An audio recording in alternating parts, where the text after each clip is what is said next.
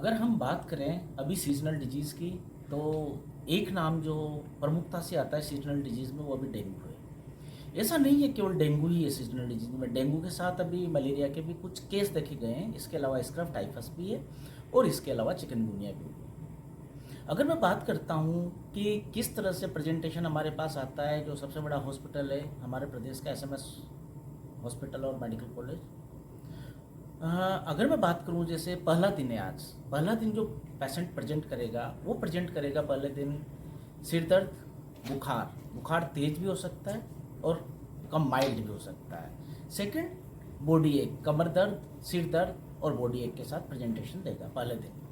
आज उसी मरीज के पहले दिन हम लोग को डिसाइड नहीं कर पाएंगे कि वो किस कैटेगरी में जाएगा, लेकिन मैं बात करूं डे 3 की, तीसरे दिन।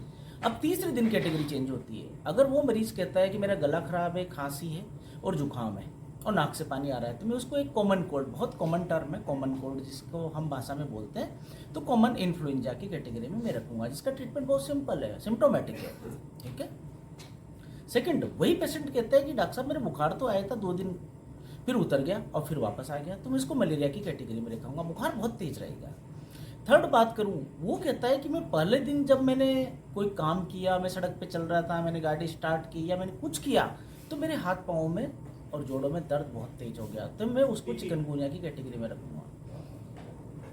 फोर्थ, अगर वो कहता है मेरे सर में दर्द है, सर में दर्द एक क्लासिकल होता है रेट्रोऑर्बिटल पेन, यहाँ पे सर में दर्द, वो कहता है मैं आंखें भी घुमाता हूँ तो पेट सर में दर्द होता है और एक कमर दर्द बहुत होता है, तो मैं उसको डेंगू की कैटेगरी में रखूंगा। फोर्थ, वही मरीज आके कहता है कि सर सांस लेने में तकलीफ है और बाकी तकलीफ, जोड़ों में दर्द यथावत है, शरीर पे कोई चकत्ता और निशान है और ऐसा निशान है कि मैंने पहली बार देखा है, तो मैं उसको स्क्रब टाइफस की कैटेगरी में रखूंगा। अब बात करें डेंगू की, मैंने 4 जो कैटेगरी बनाए। डेंगू में पहली फेज होती है फेब्राइल फेज। फेब्राइल फेज में क्या होता है, बुखार आएगा, 3 से 5 दिन तक हाई कैटेगरी बुखार रहेगा।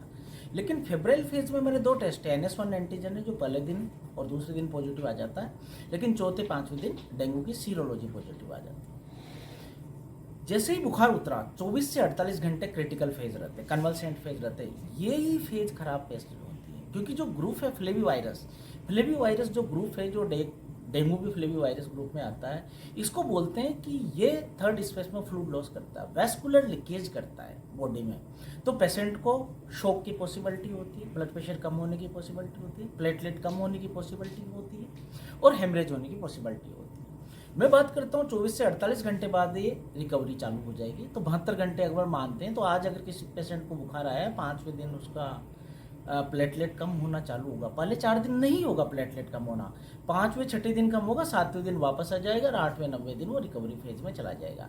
लेकिन एक सबसे बड़ी बात है, अगर पहले दिन ही आपने जो आम ओवर द काउंटर मेडिकेशन जिसको बोलते हैं, कि आपने मेडिकल स्टोर पे जाके दवाई खा ली या बिना प्रिस्क्रिप्शन के कोई दवाई खा ली, तो आपको डिस्प्रिन या कॉम्बिफ्लेम या ब्रूफेन जो भी ओवर द काउंटर मेडिसिन है, तो आपकी प्लेटलेट काउंट पहले या दूसरे दिन ही कम होना चालू हो जाएगा। सेकंड, आपके शरीर पर चकत्ते निशान बन जाएंगे, खुजली चालू हो सकती है, तो इस बात का आप विशेष ध्यान रखें। तो ये तो हुआ एक मैनेजमेंट का पार्ट। हम प्रिवेंशन की बात करें कि रुके कैसे। डेंगू का जो मच्छर है, एडीज अजेप्टाई और एल्बोपिक्टस फ्लेविनेंसिस, ये जनरली डे बाइटिंग होता है, सुबह और शाम को काटता है। तो जब भी आप सुबह शाम को घूमने जाएं, हमारे बुजुर्गों को स्पेशल सलाह दे रहा हूँ मैं, पूरे कपड़े पहने, पूरी बाहों के कपड़े पहने, टखने तक कपड़े पहने, पूरे शरीर को ढक के रखें। बचाव ही उपचार है। 99% केस में डेंगू में पेशेंट की रिकवरी होती है, केवल 1% सीरियस होता है। तो डरे नहीं, बचाव रखें, सावधानी रखें और दिवाली मनाएं। धन्यवाद।